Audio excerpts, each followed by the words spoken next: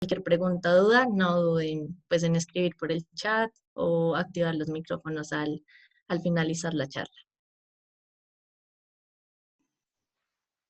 Listo, perfecto. Bueno, muy buenas noches a todos. Como ya me presentaron, mi nombre es Daniel Vargas y junto a con Roberto Gutiérrez vamos a hacerles la revisión de anatomía cardíaca. Y nuevamente quisiera extender este saludo y este agradecimiento al doctor Ricardo Luque por acompañarnos en este espacio y nuevamente invitarlos a cada uno de ustedes a que pues este sea un espacio muy interactivo, que todos podamos participar, cualquier pregunta, lo que necesiten, pueden activar su micrófono o pueden escribirlo en el chat. Sí, recuerden que hay preguntas que tienen unos puntos y a lo largo de la charla se los iremos comentando. Bueno, entonces ahora sí, continuemos.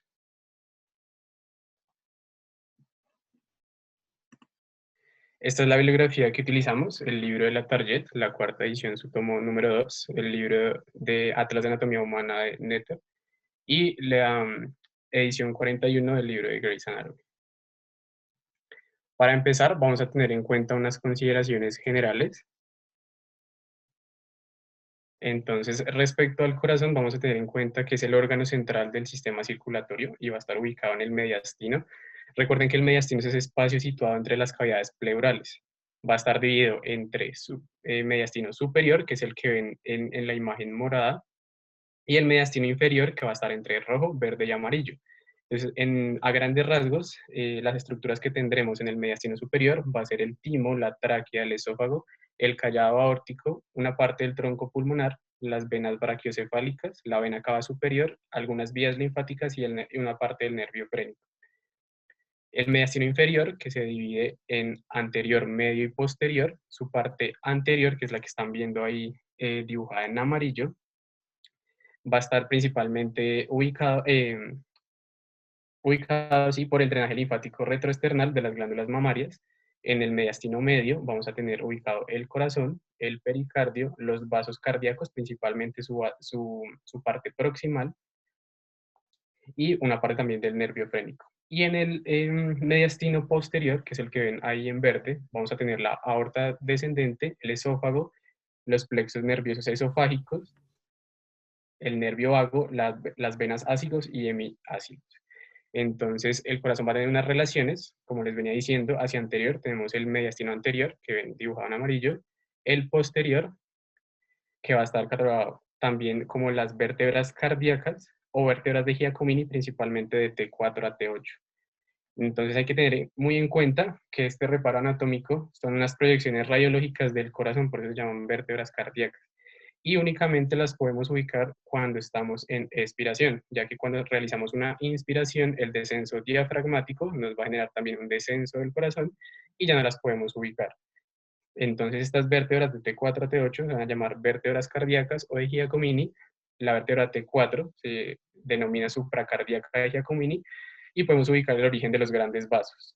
Vértebra T5 va a estar denominada como vértebra infundibular o del cono arterial, la vértebra T6 como vértebra auricular o basal, T7 como vértebra ventricular y T8 como vértebra del vértice cardíaco. Siguiendo con las relaciones, recordar que hacia superior está el mediastino superior, hacia inferior el diafragma y hacia ambos lados vamos a tener los pulmones. ¿Listo? Siguiente, por favor. No debemos olvidar que el corazón se divide en dos mitades laterales análogamente constituidas, el corazón derecho, que principalmente va a circular sangre venosa, y el corazón izquierdo, la sangre arterial. Se va a dividir también en cavidades superiores, denominadas atrios, que su característica principal es que posee unas paredes delgadas y mucho más frágiles a comparación de las cavidades inferiores, que van a ser denominadas como ventrículos. Característicamente son unas paredes mucho más gruesas y resistentes, ya que tienen una mayor masa muscular. Siguiente, por favor. Otras características importantes que debemos de tener del corazón es que su color es un rosa claro a rojo oscuro. Su consistencia va a depender de muchas cosas, entre la edad. Como les decía, los atrios son más depresibles, dado que su característica morfológica es mucho más delgada que la de los ventrículos, ya que estos van a ser mucho más resistentes. Respecto al tamaño, Laennec afirmaba que un puño semiabierto podía llegar a ser aproximadamente la medida del corazón, pero esto depende de muchas cosas y de distintas patologías de base. Aproximadamente, la literatura menciona que tiene una capacidad de 500 a 750 centímetros cúbicos y un peso alrededor de 260 a 270 gramos. Hay que tener en cuenta distintos medios de fijación, los vamos a ir hablando poco a poco más adelante para que lo tengan en cuenta. Uno de ellos son los grandes vasos, los que ya conocemos, la arteria aorta, las arterias pulmonares, las venas pulmonares y las venas cava superior e inferior. Y respecto a los ligamentos, el ligamento frenopericárdico, que es el que ven en la parte inferior, señalado con la flecha que está más abajo, y el vértebro pericárdico, que está hacia las vértebras. Entonces, como les comentaba, hay muchas preguntas a lo largo de la presentación y queremos que ustedes se animen a participar. Si quieren en el chat, no hay problema, o activen su micrófono. Y esta es la primera de ellas. ¿Qué nombre o epónimo reciben las vértebras cardíacas?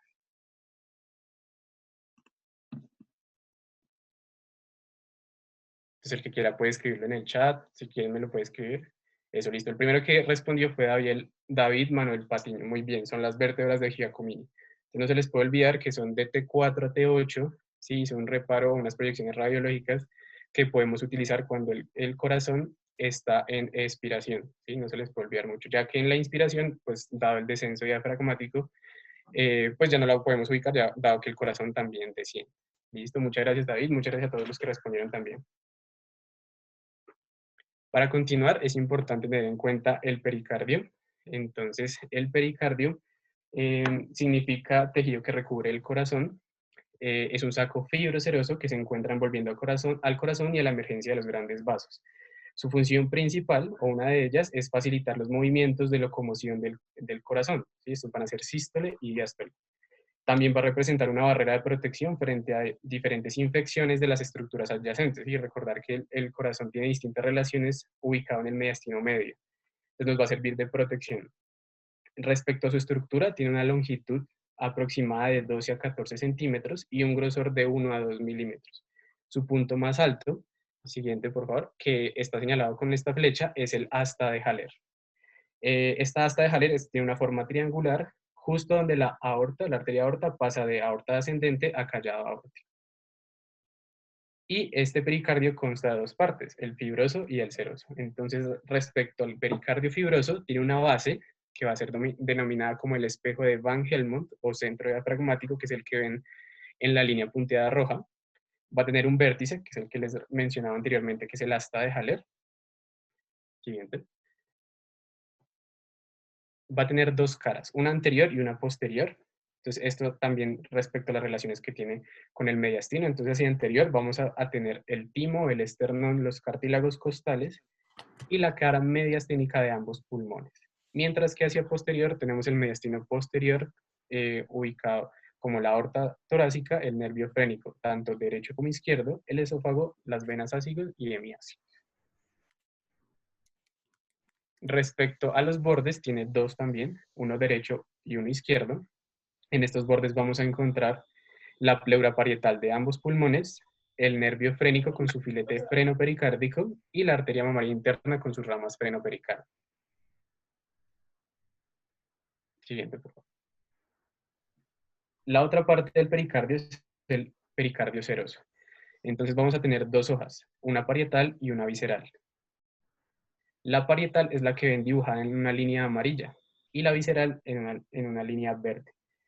Entonces, esta hoja parietal, que va a ser la hoja, la que está dibujada en amarillo, se va a reflejar para convertirse en la hoja visceral, formando así la cavidad del pericardio. Entonces, hay que recordar que esta cavidad, ambas hojas, están recubiertas por un tejido especializado que es el mesotelioma, y gracias al el mesotelio, perdón, y gracias a este tejido vamos a tener el líquido pericárdico.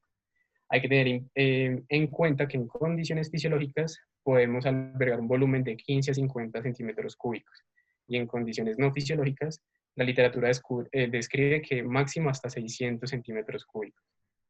En dado caso que haya una patología adyacente, si por ejemplo el pericardio se nos llena de agua o de algún líquido, lo vamos a denominar hidropericardio. Si se llega a llenar de sangre, lo vamos a denominar hemopericardio. De aire, lo denominamos neumopericardio. Y en alguna infección o un tejido, si de algún tejido adyacente que nos comprometa la cavidad pericárdica, vamos a denominarlo piopericardio. Este pericardio tiene unos recesos que principalmente son estructuras que podemos ir visualizando poco a poco en las imágenes. Entonces tenemos 3 pedículos, que es uno de los recesos del corazón, el arterial, que va a ser la arteria aorta, y el tronco de las arterias pulmonares, el venoso derecho, y como se pueden dar cuenta en la parte derecha de la imagen van a estar la vena cava superior, la vena cava inferior y las venas pulmonares derechas. Y mientras el venoso izquierdo son únicamente las venas pulmonares izquierdas. Respecto al pedículo arterial, vamos a tener un receso aórtico y un receso pulmonar. Entonces el receso aórtico va a ser justo debajo del asta de Haller, ese que ven señalado con la flecha amarilla. Y el receso pulmonar, que va a ser entre la bifurcación del tronco de las arterias pulmonares y el callado aórtico. Respecto al pedículo venoso derecho, vamos a tener en cuenta esos espacios que ven delimitados en las líneas punteadas negras van a ser los recesos, ¿sí? Desde la parte derecha vamos a tener 3. El primero de ellos, el superior, que va a ser el receso retrocava de Allison, que va a ser entre la vena cava superior y la vena pulmonar derecha superior.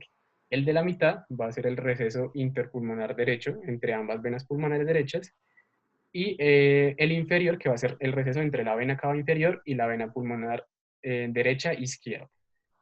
Y hacia el otro lado vamos a tener el pedículo venoso izquierdo, que va a ser el receso entre la arteria pulmonar izquierda y vena pulmonar izquierda. Y tenemos el receso interpulmonar, que es el inferior a este, que va a ser entre ambas venas pulmonares izquierdas.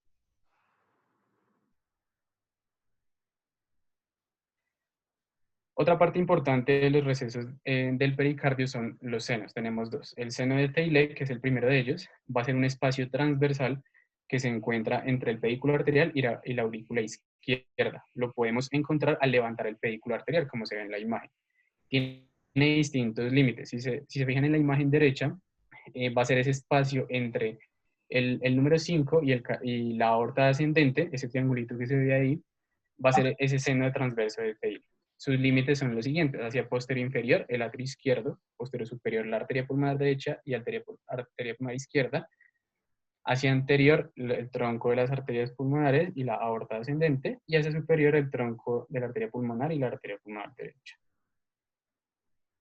El segundo seno, o fondo de saco de Haller, es un seno oblicuo. Está situado entre ambas venas pulmonares y específicamente detrás del atrio izquierdo.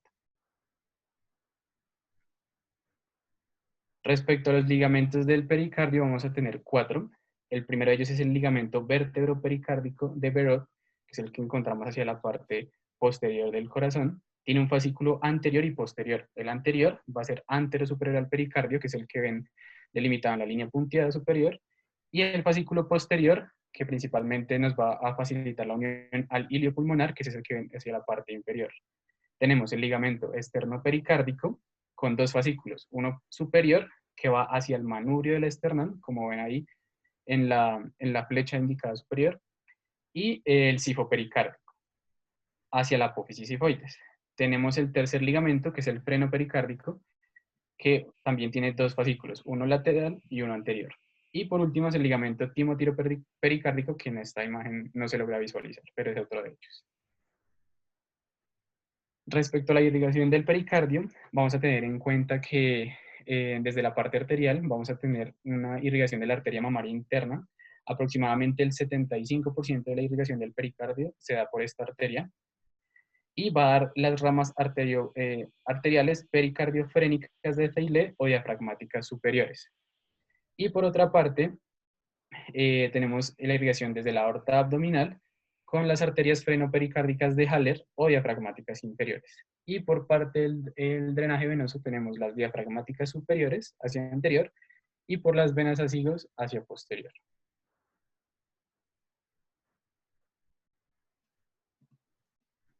Listo. Por parte de la inervación del pericardio, vamos a tener en cuenta una inervación simpática y parasimpática.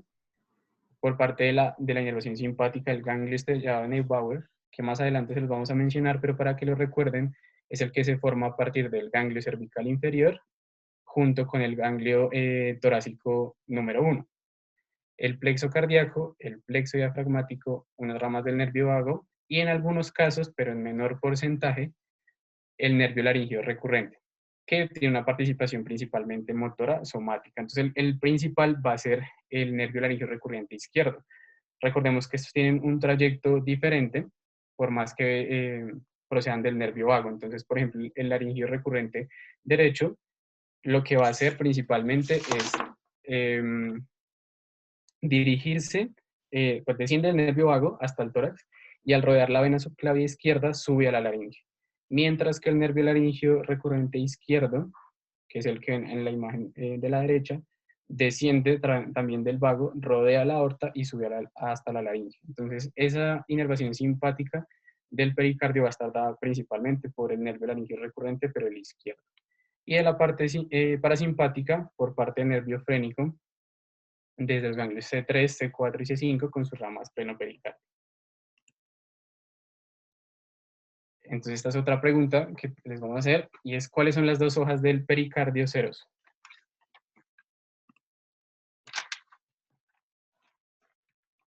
Listo, David volvió a responder.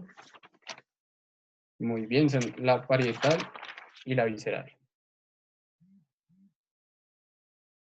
Entonces, bueno, otra cosa que les habían comentado al principio de la charla es que para el registro de la asistencia hay dos palabras claves que van a estar al azar durante la presentación. Entonces, la primera de ellas es cardiomiocito, para que no se le olviden. ¿Listo?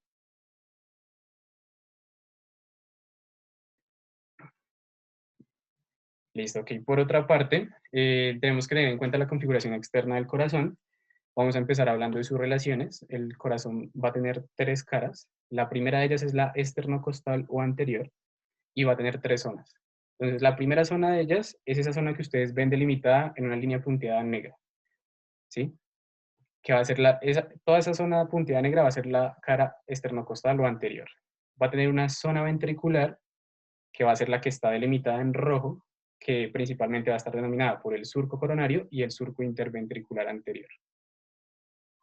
Vamos a tener la zona pedicular, que es la que ven en la imagen de la derecha, delineada en azul, perdón, en la línea punteada, que va a principalmente tener el tronco de las arterias pulmonares y la arteria aorta. Y la zona auricular, ahora sí, la línea delimitada en azul, que va a ser la cara anterior de los atrios, y incluye las orejuelas. A esta zona se le va a conocer como la corona cortis.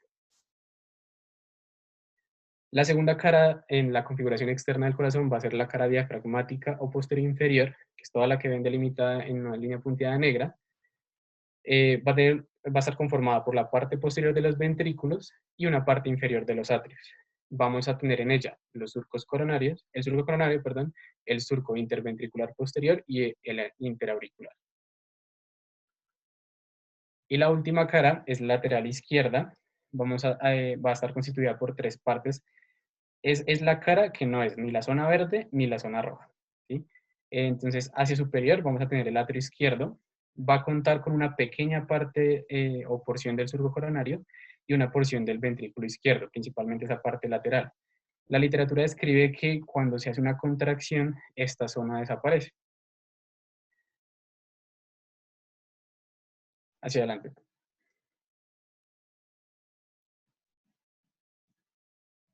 Tenemos que también tener en cuenta tres bordes en las relaciones del corazón. El derecho, que va a ser desde el vértice hasta la desembocadura de la vena cava inferior. El superior izquierdo, que va a ser desde la arteria pulmonar izquierda hasta el surco del coronario, y el inferior izquierdo, que es igual al de la cara lateral izquierda, que es esa línea punteada que ustedes ven en la parte inferior. El corazón va a tener una base y un vértice. Debemos recordar que el corazón tiene una forma de pirámide triangular con una base superior dirigida hacia arriba, hacia la derecha y hacia atrás. Entonces, esta base va a tener una cara posterior que van a ser los ambos atrios, esa línea que ven punteada.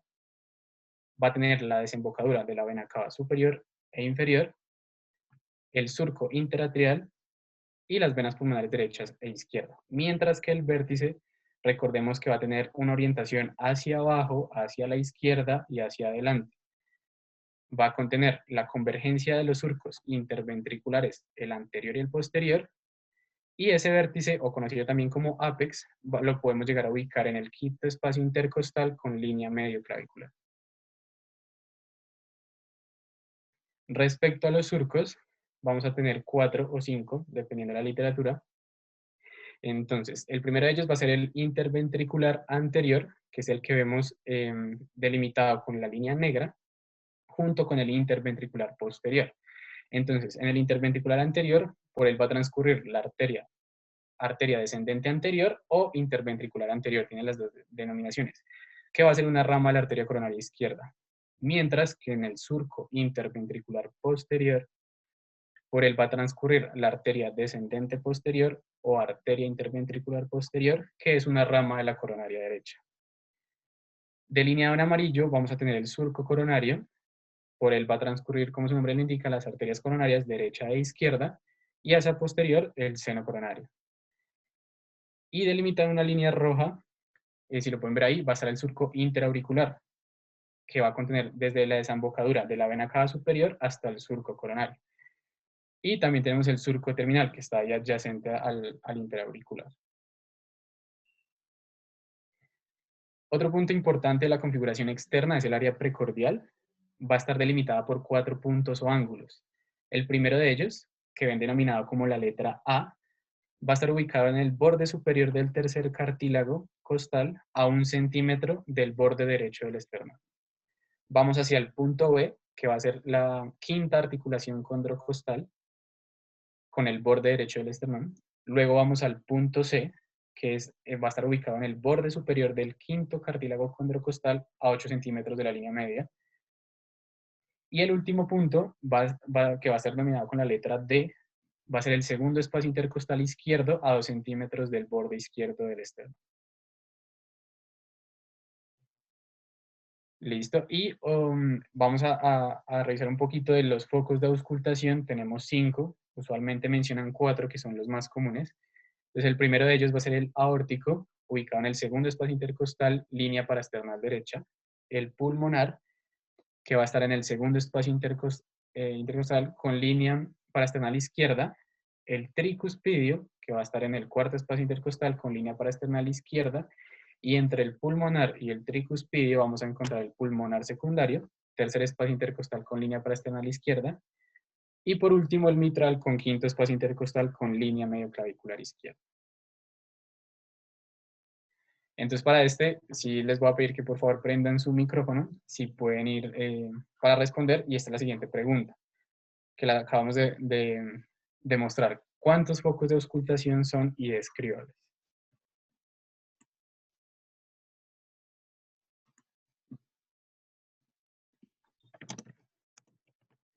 Serían 6. ¿Estás segura que son 6?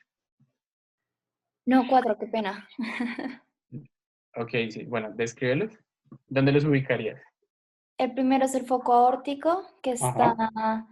en el segundo espacio intercostal, Sí. como a la derecha más o menos, en el borde del esternal. Ajá. Línea parasternal derecha, muy bien. Luego tenemos el foco pulmonar, Sí. que también está en el segundo espacio intercostal, pero es en la línea esternal izquierda. Muy bien, sí. Luego el foco tricúspide, Ujú. que este es en el cuarto espacio intercostal izquierdo. Línea parasternal izquierda, sí. Y pues el foco mitral, que ya es como tal en el ápex cardíaco, que queda en el quinto espacio intercostal, en la línea medio clavicular izquierda. Muy bien, listo. ¿Y el quinto cuál sería? Normalmente mencionan 4 y te falta uno que es el quinto.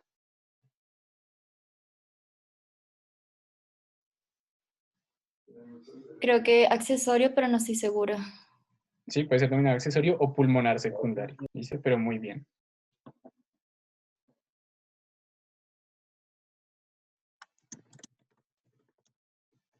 Listo. Entonces, pues me presento nuevamente.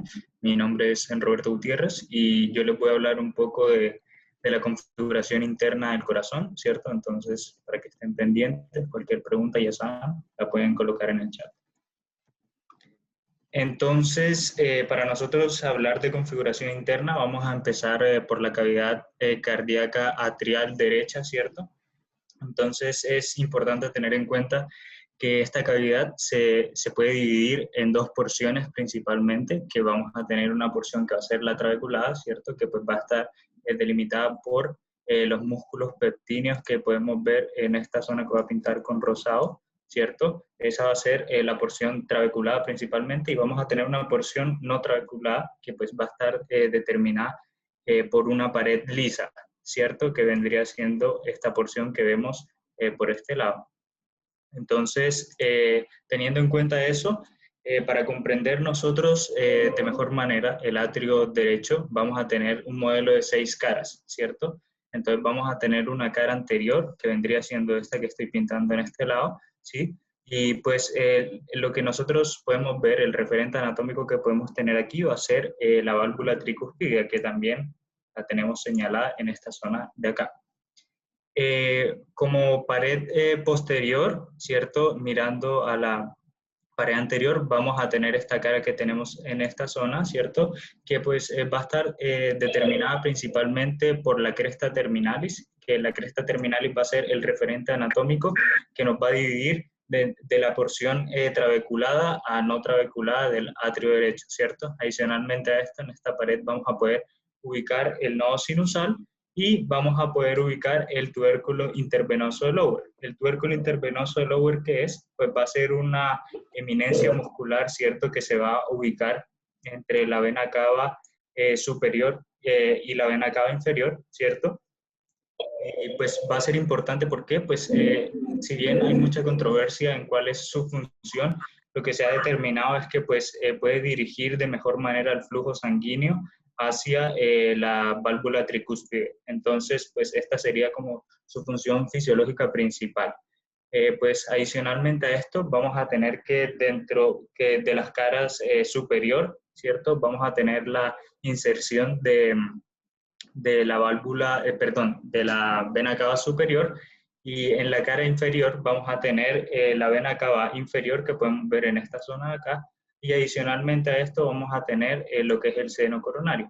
Hay que tener en cuenta que pues fuera de estas dos estructuras vamos a tener también una estructura que se llama la válvula de Eustaquio, que es esta que podemos señalar más o menos ahí con rosadito, y vamos a tener la válvula de Tabesio, que pues va a estar cubriendo lo que es el seno coronario.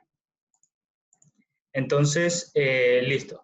Con respecto a la cara interna, que vendría siendo esta que estoy pintando de este lado de acá, vamos a tener un referente anatómico que pues va a ser la fosa oval y el limbo de la fosa oval, que pues como podemos evidenciar en esta imagen de acá, va a ser como esa engrosamiento de la pared que va a cubrir la fosa oval, que también nosotros podemos conocer como anillo de Vieuxens. Y pues por último, la cara externa, por decirlo así, va a ser esta que tenemos en este lado acá o acá, que principalmente va a estar determinada por los músculos pectíneos, ¿cierto? Que van a ser columnas carnosas de primer orden. Eso de columnas carnosas lo explicaré más adelante, pero lo importante es que se lleven este concepto claro.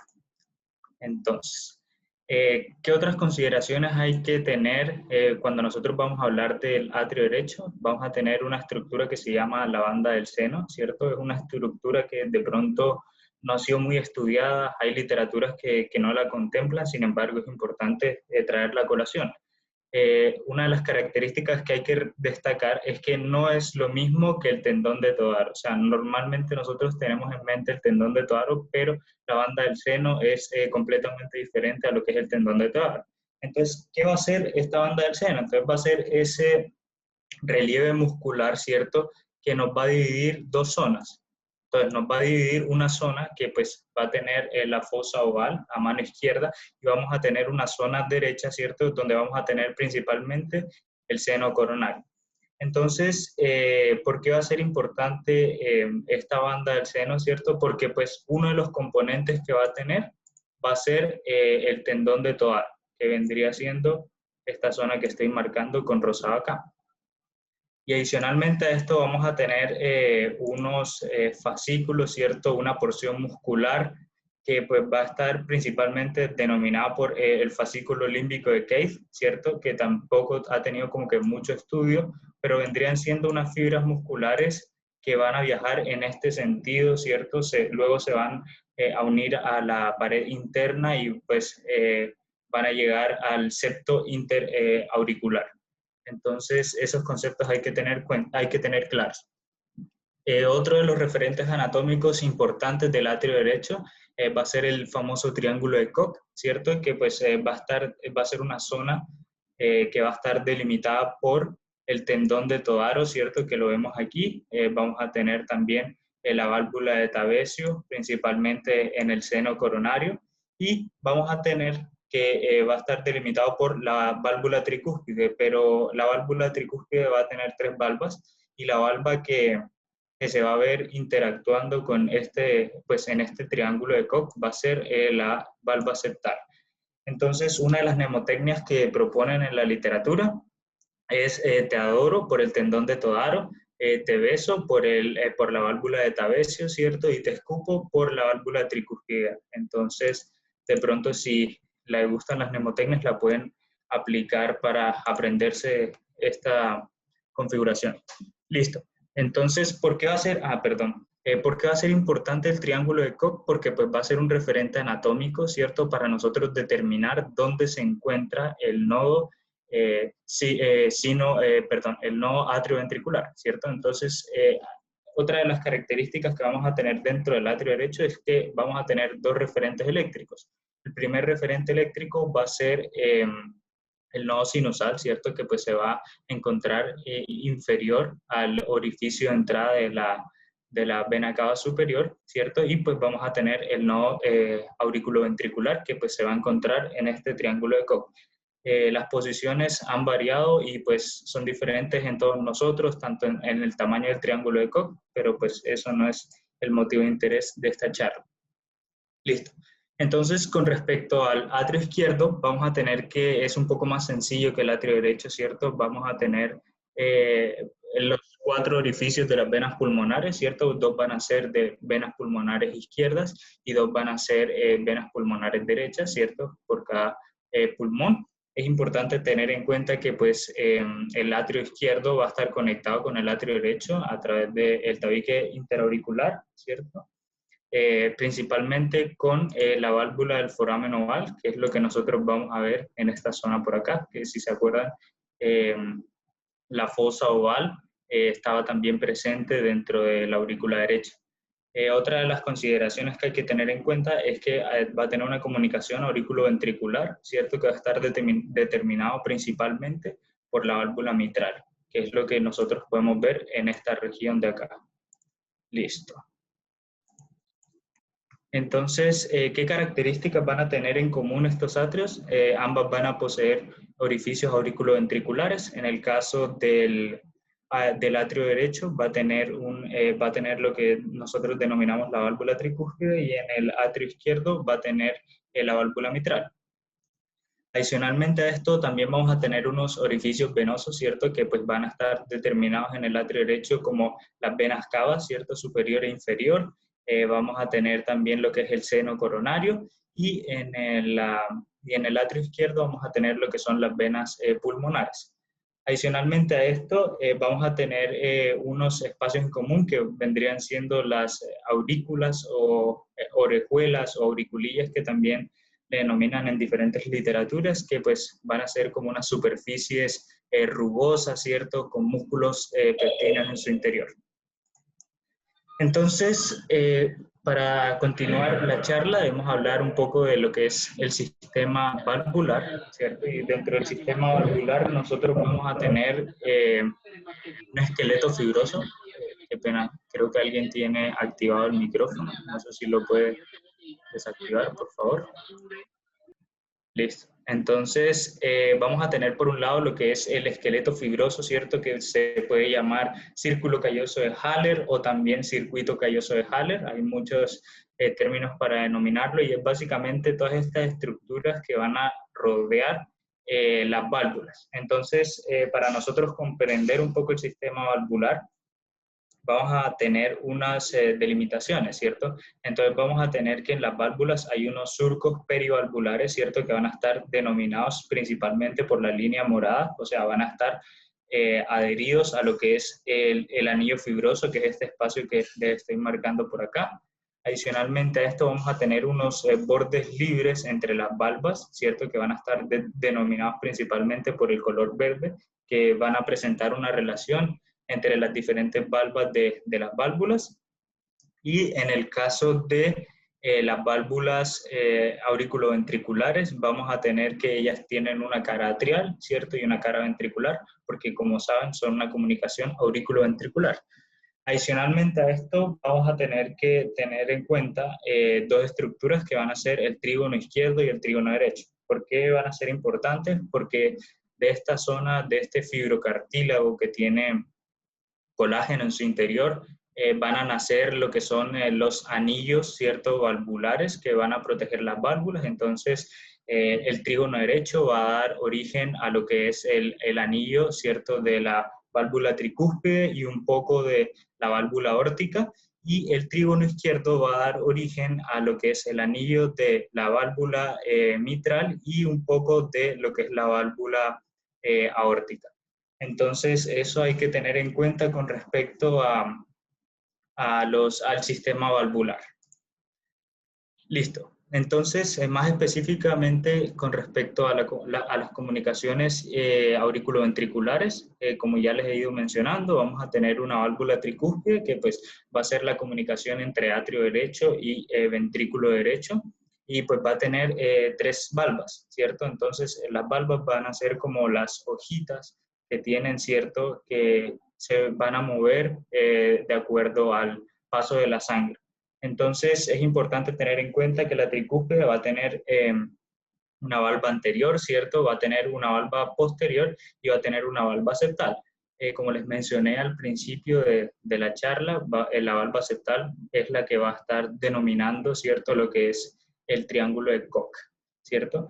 Entonces, hay que tener en cuenta que con respecto a la válvula mitral, esta va a ser una comunicación entre el atrio izquierdo y el ventrículo izquierdo, ¿cierto? Y solo va a tener dos valvas, una anterior que va a ser suficientemente más grande que la valva posterior, y entre estas dos válvulas, tanto la mitral como la tricúspide, se va a encontrar lo que nosotros denominamos el trígono derecho, ¿cierto?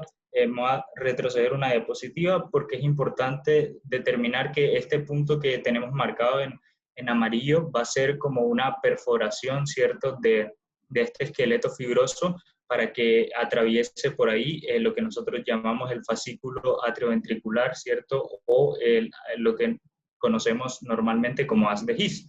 ¿Esto por qué va a ser importante? Porque el esqueleto fibroso va a tener una función aislante, ¿cierto? Entonces, nosotros vamos a tener que de la cavidad atrial derecha van a nacer todos esos circuitos eléctricos que le van a dar la posibilidad contráctil al corazón. Sin embargo, la función del esqueleto fibroso va a hacer que esos impulsos no se desorganicen, no lleguen a los ventrículos de una manera desorganizada y no se den estas irregularidades, arritmias que nosotros podemos conocer. Entonces, para que se pueda dar una conducción correcta, ¿cierto?, va a necesitarse un espacio abierto dentro de este esqueleto fibroso, que es donde va a penetrar, por decirlo así, lo que es el fascículo atrioventricular o haz de His.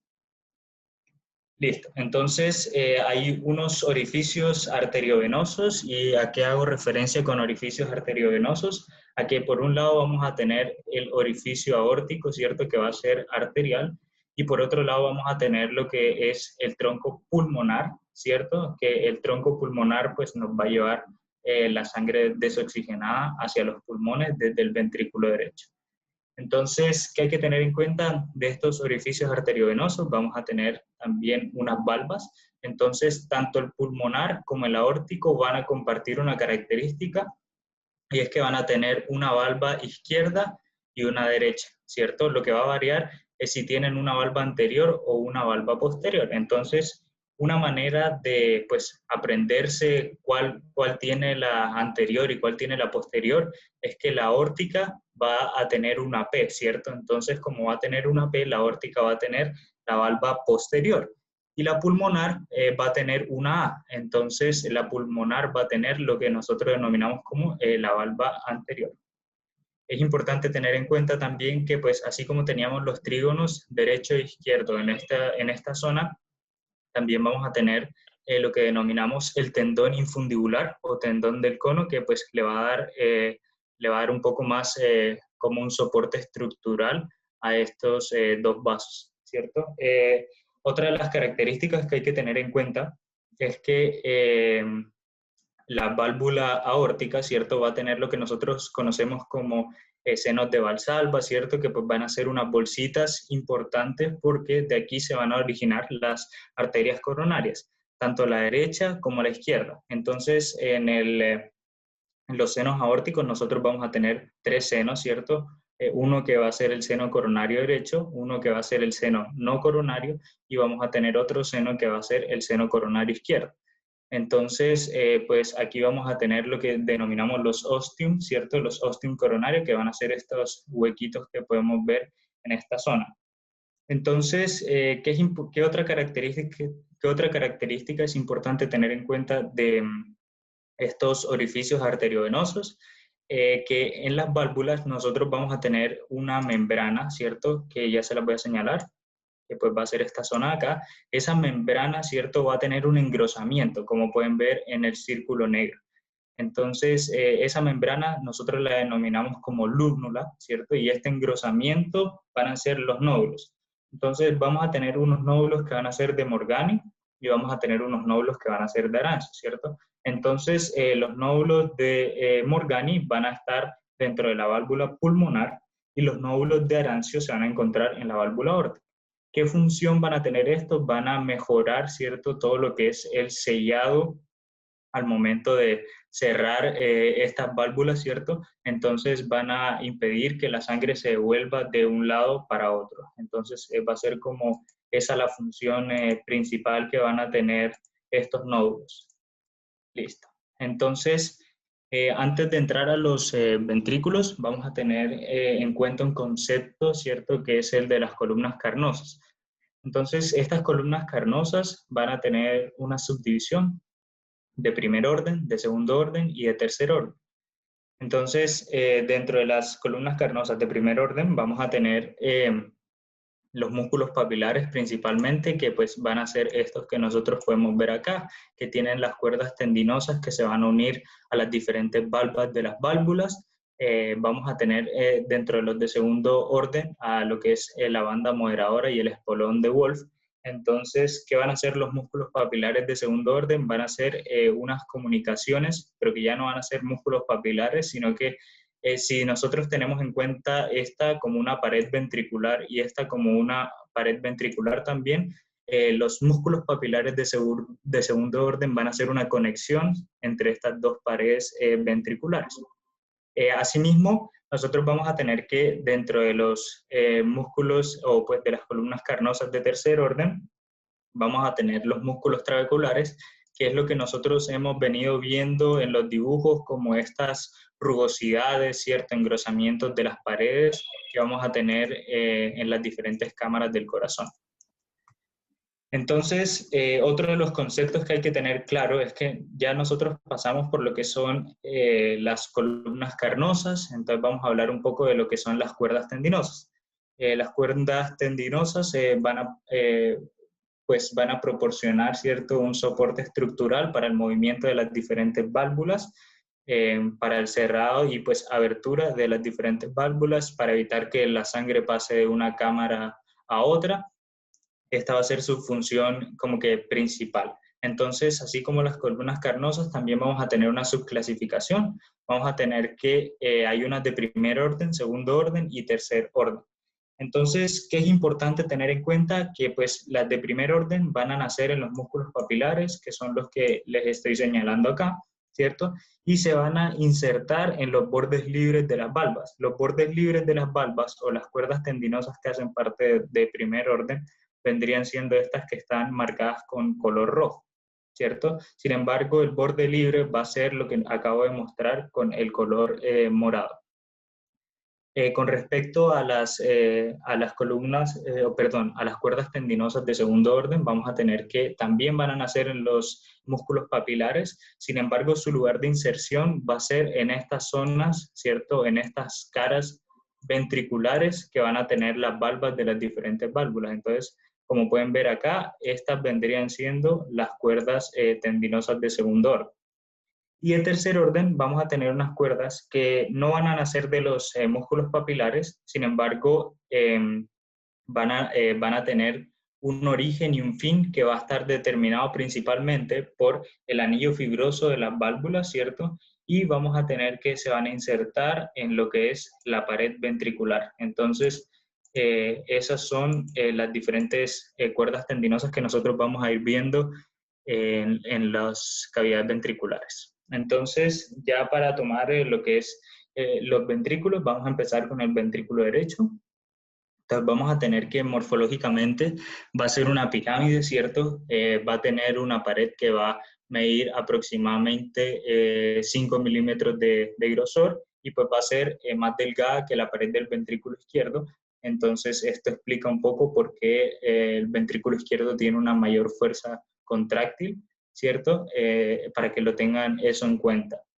Va a tener 3 caras, ¿cierto? Sin embargo, se habla de una cuarta cara que es donde nosotros tendríamos insertada la válvula tricúspide, que sería esta que acabo de marcar con morado. Pero para orientarnos dentro del ventrículo vamos a tener una cara anterior, ¿cierto? Que la estoy marcando en esta zona de acá. Es importante tener en cuenta que de la cara anterior, ¿cierto? Y de la banda moderadora van a nacer los músculos papilares anteriores del ventrículo. Estos músculos van a estar relacionados con las valvas con la valva anterior de la válvula tricúspide, ¿cierto? Entonces, para que tengan en cuenta eso. Adicionalmente a esto, vamos a tener una pared posterior, que déjenme y les borro y les cambio el color, que vendría siendo esta pared que estoy marcando por esa zona, ¿cierto? Y de esta zona también van a emerger los músculos papilares posteriores, ¿cierto? Que es donde acabo de poner el chulito. Y estos músculos van a tener principalmente el control, ¿cierto? De la valva posterior de la válvula tricúspide. Adicionalmente a esto vamos a tener una cara septal, que vendría siendo esta zona de acá. Aquí tenemos lo que nosotros denominamos el espolón de Wolf, ¿cierto?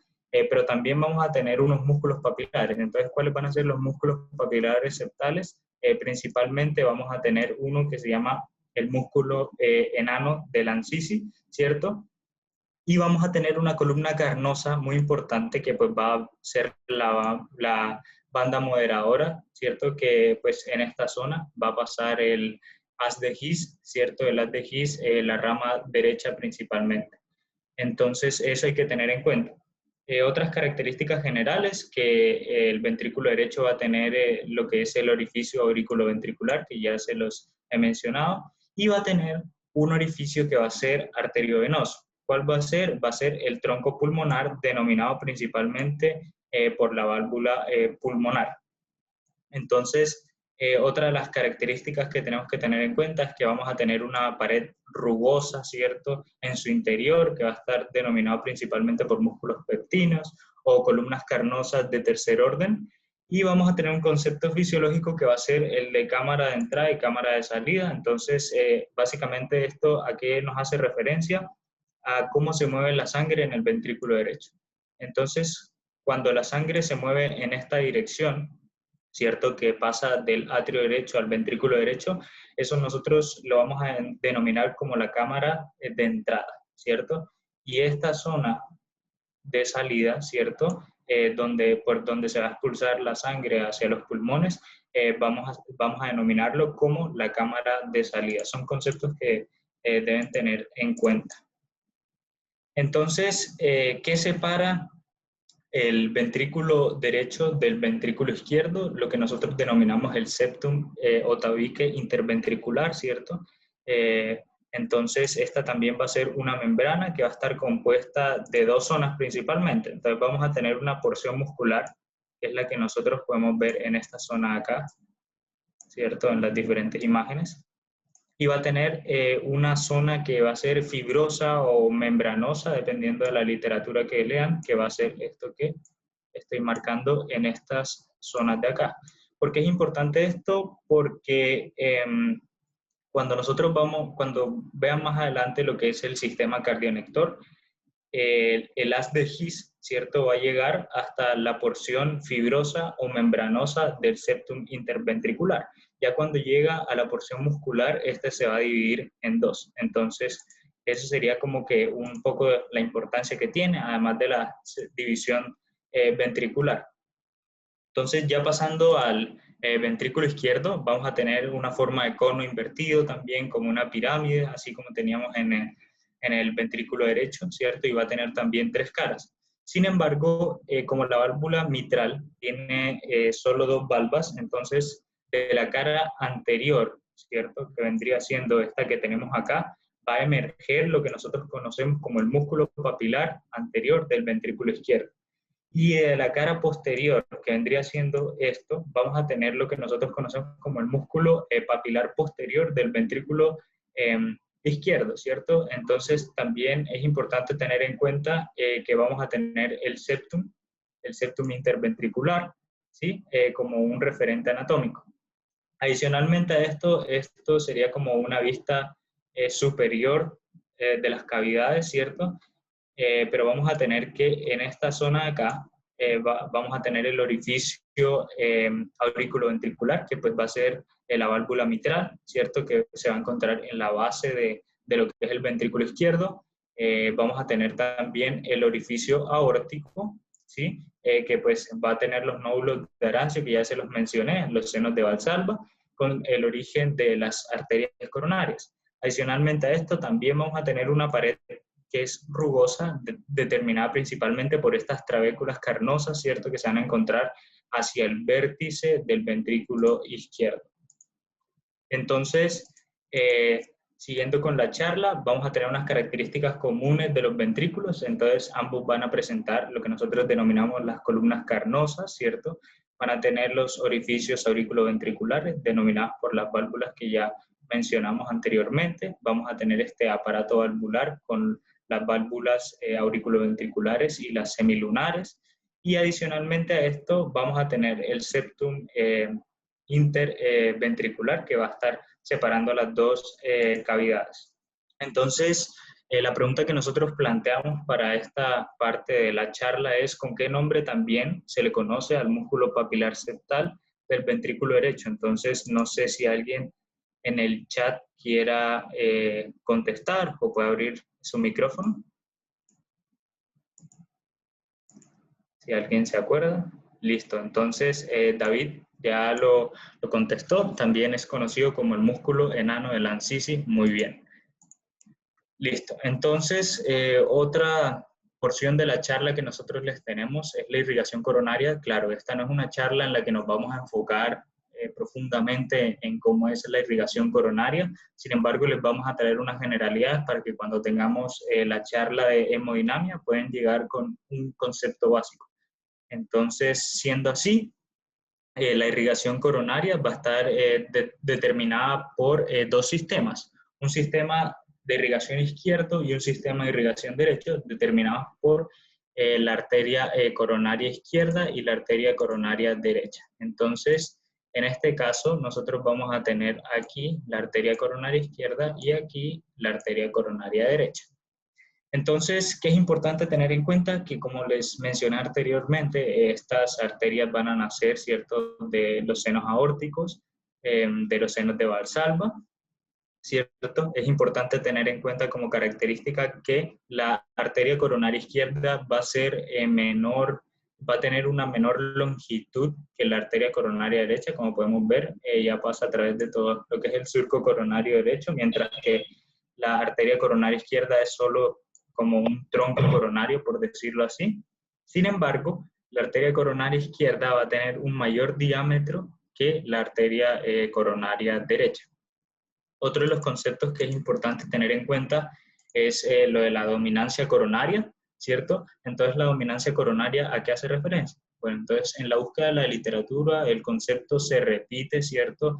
En que pues también ha variado dependiendo de lo que ustedes busquen, pero lo principal es que la dominancia coronaria está determinada por cuál de las dos arterias coronarias da origen a la arteria interventricular posterior, ¿cierto? O pues descendente posterior, que es la que nosotros podemos ver de color rosado a la derecha. Es importante tener en cuenta entonces que entre un 70 a un 80% de los casos vamos a tener una dominancia derecha, ¿cierto? Y aproximadamente entre el 15 y el 10% de los casos van a ser dominancia izquierda. ¿Qué pasa con el otro 5%? Que pues se va a hablar también de un concepto de codominancia, ¿sí? Donde nosotros podemos formar atrás de lo que nosotros determinamos como la cruz del corazón.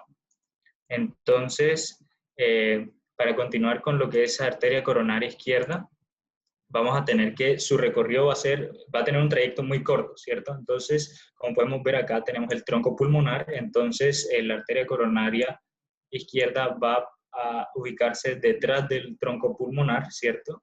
Y la orejuela izquierda que vamos a tener en esta zona de acá va a estar tapándola. Entonces, en este caso, debemos levantar un poco la orejuela para siquiera ver dónde empieza la división, ¿ok? Entonces, ¿qué hay que tener en cuenta? Que va a tener unas ramas. Entonces, va a tener dos ramas muy grandes. Va a tener la que nosotros determinamos como descendente anterior, ¿cierto? Que va a viajar a través del surco interventricular, o que también se conoce como interventricular anterior. Y vamos a tener la circunfleja, que va a viajar por todo lo que es el surco coronario izquierdo.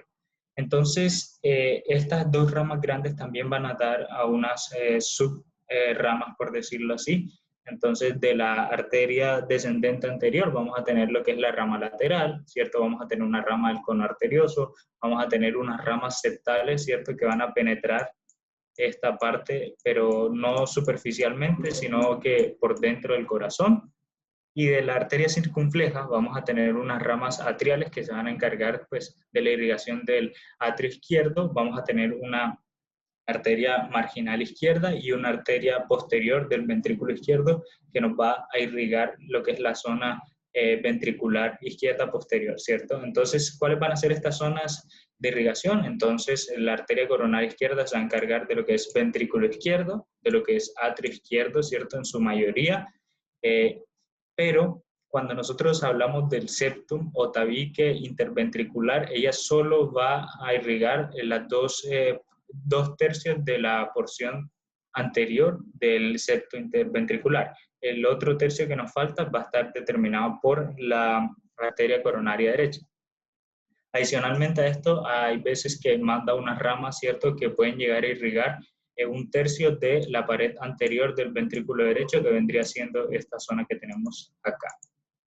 Listo. Continuando entonces con la arteria coronaria derecha, vamos a tener un recorrido un poco más amplio, ¿cierto? Entonces ella se va a proyectar hacia adelante, como podemos ver en este dibujo, aquí no se puede apreciar muy bien. Luego va a bajar, ¿cierto? Y se va a mover a través de todo lo que nosotros determinamos como el surco coronario, lo que es el surco coronario derecho, ¿cierto? Entonces va a tener tres segmentos principales. Va a tener un segmento preatrial que más o menos va a llegar hasta esta zona que estoy delimitando aquí.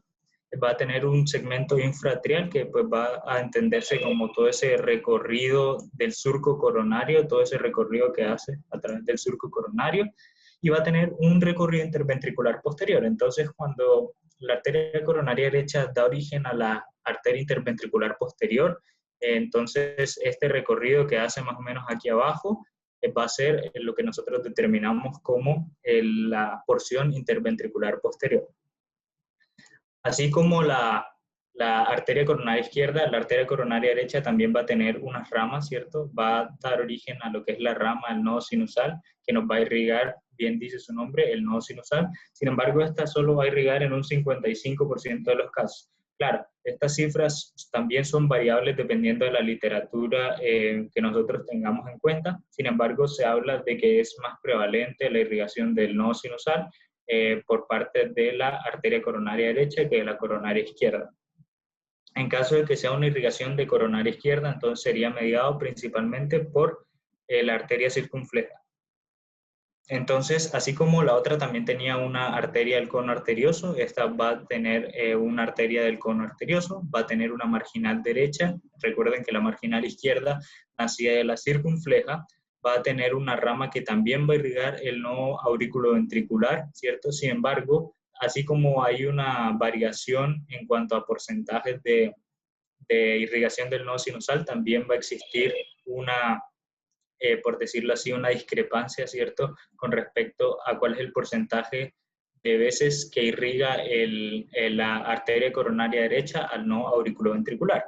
Entonces vamos a tener una rama posterolateral derecha y la rama interventricular posterior, que es lo que hemos hablado principalmente en esta irrigación, ¿cierto?, con respecto a lo que es la dominancia coronaria. Entonces, ¿qué zonas de irrigación? A grandes rasgos va a irrigar lo que es el ventrículo derecho, ¿cierto? El atrio derecho. Acuérdense que pues la pared anterior también podría estar irrigada un poco por la descendente anterior. Va a irrigar un tercio posterior del septum interventricular, que es lo que les había mencionado anteriormente. Más o menos irriga esta zona de la arteria coronaria izquierda, y esta vendría siendo de la arteria coronaria derecha, ¿cierto? Con respecto al septum interventricular. Adicionalmente a esto, la rama interventricular posterior manda también unas ramitas, ¿cierto?, que pueden llegar a irrigar lo que es la zona de la pared posterior del ventrículo izquierdo. En este caso, lo que irrigaría sería un tercio de la pared posterior del ventrículo izquierdo. Entonces, pues la pregunta que les dejo acá, muy sencilla: ¿cuál es el porcentaje aproximado de dominancia coronaria derecha? Entonces, no sé si lo pueden dejar en el chat.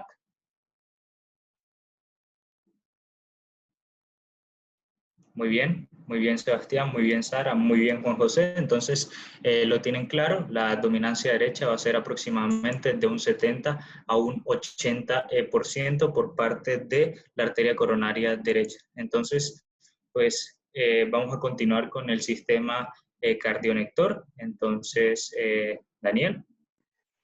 Perfecto, Roberto, muchas gracias. Listo, continuando con el sistema cardionector. Entonces, siguiente, por favor. Vamos a tener este esquema general para que tengan un resumen y vayan ubicando poco a poco cómo vamos a explicar esta parte. Entonces, el sistema cardionector va a estar principalmente caracterizado por dos sistemas o dos partes. El primero de ellos es el atrionector. En el de ellos vamos a tener el nódulo sinusal o el nodo de Keith y Flack, que también recibe ese nombre. Y a partir de él van a salir los tractos internodales hacia el nódulo atrioventricular, que van a ser tres principales: el anterior, el medio y el posterior. El anterior va a ser el de James Bachman, el medio va a ser el de Weckenbach y el posterior de Thorne. Y por parte del sistema cardionector, de su parte del ventriculonector, vamos a tener el nodo atrioventricular o de Ashok-Tawara, con su haz de His, su rama derecha, su rama izquierda respectiva, y las fibras de Purkinje o la red de Purkinje.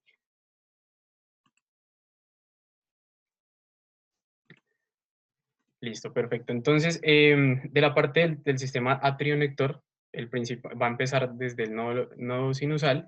Vamos a tener en cuenta que este nodo sinusal va a estar ubicado en la pared posterior del atrio derecho, inferior al orificio de la vena cava superior, y va a descender por la cresta terminal, que era uno de los reparos que nos explicaba Roberto cuando explicaba el atrio derecho.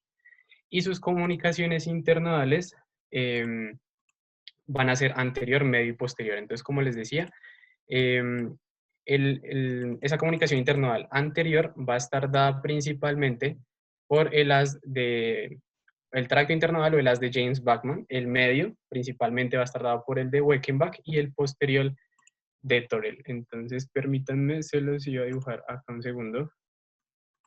Entonces, recordar que el anterior principalmente va a estar por esta parte hasta llegar al nódulo atrioventricular, que es el de James Bachman. El medio, aproximadamente por esta parte, que va a ser el de Weckenbach, y el posterior, aproximadamente por esta parte, sería el de Thorel. Listo, siguiente, por favor. Respecto al sistema cardionector ventriculonector, vamos a tener en cuenta que va a partir del nodo atrioventricular y su ubicación va a ser ese reparo anatómico que nos explicaba Roberto, que es el triángulo de Koch, ¿sí? Principalmente en esta parte. Entonces, este nodo atrioventricular nos va a dar origen al fascículo atrioventricular que vemos en esta zona. Principalmente también se va a llamar haz de His y atraviesa el trígono derecho. Debemos recordar que el haz de His hasta la porción fibrosa del septum interventricular va a ser haz de His y a partir de la porción muscular van a ser las fibras de Purkinje, su rama derecha o su rama izquierda. Entonces, en la rama derecha, que es la que ustedes ven en esta imagen de acá, vamos a tener la rama derecha de las de His y que va a transcurrir por este músculo que les estoy señalando de acá, que va a ser la banda moderadora.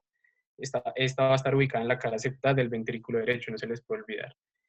Y posteriormente, después de la banda moderadora y su rama derecha de las de His, las fibras de Purkinje. Mientras que por el lado izquierdo vamos a tener una rama izquierda, que es la que vemos acá, con su fascículo anterior y posterior, principalmente va por los músculos papilares. Y luego sí las fibras de Purkinje. Siguiente. Y, perdón, les borro esto. Esa es la pregunta que les tenía. ¿Qué otro nombre recibe el nodo atrioventricular? Para que lo coloquen ahí en el chat.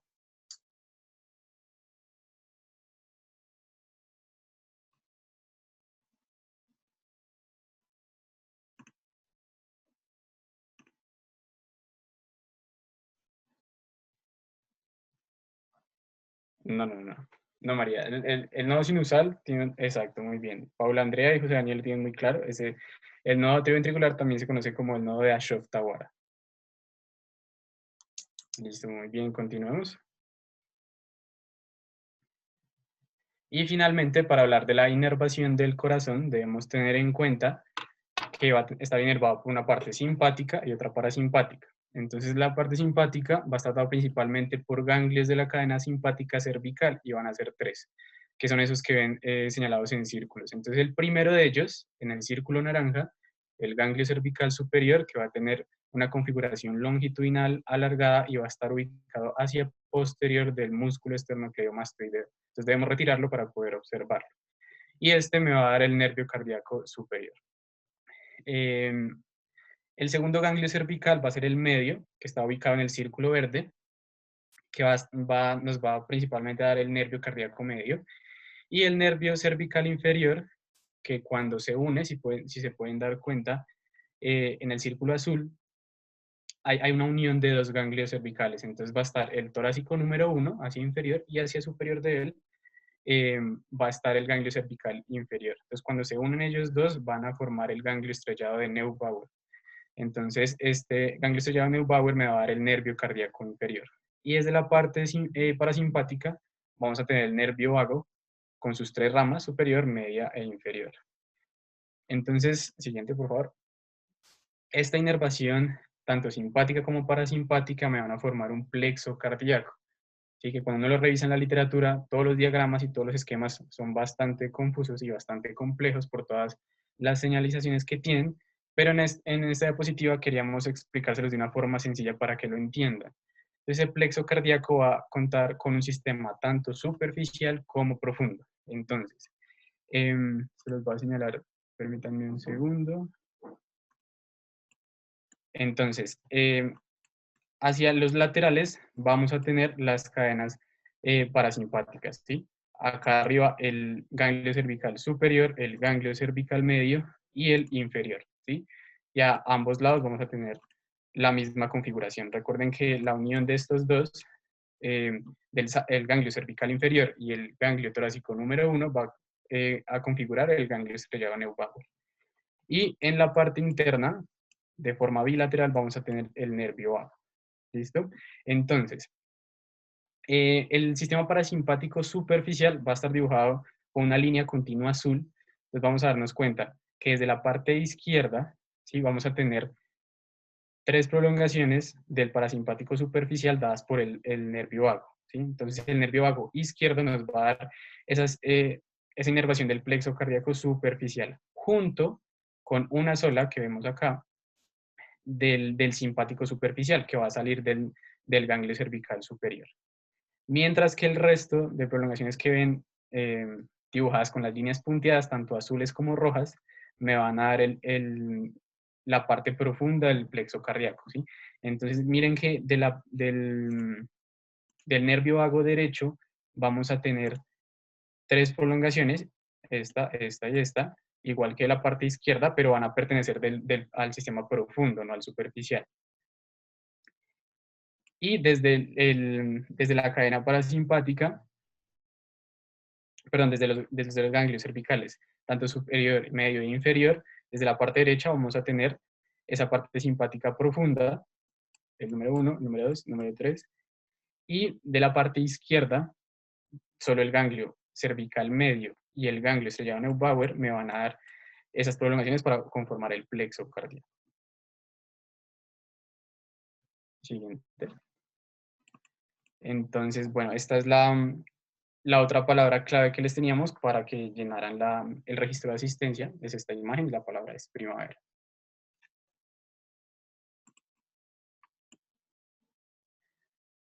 Y bueno, eso era todo. Queríamos darle las gracias a todos los participantes, a los doctores, especialmente al doctor Luque por aceptar nuestra invitación. Y si alguno tiene una pregunta, bien puede prender su micrófono o dejarla en el chat para responderla.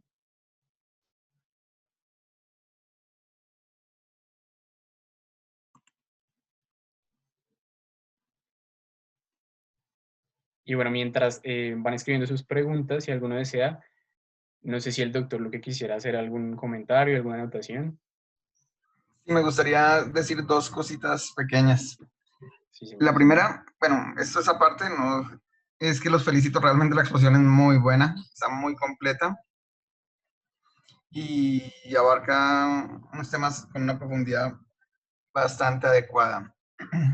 Lo segundo es que yo tengo algo de bibliografía para el que quiera profundizar en anatomía del corazón o en anatomía de las coronarias.